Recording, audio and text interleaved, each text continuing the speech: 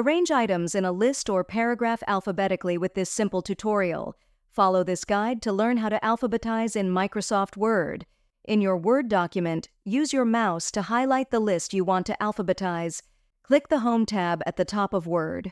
Click the AZ icon with an arrow.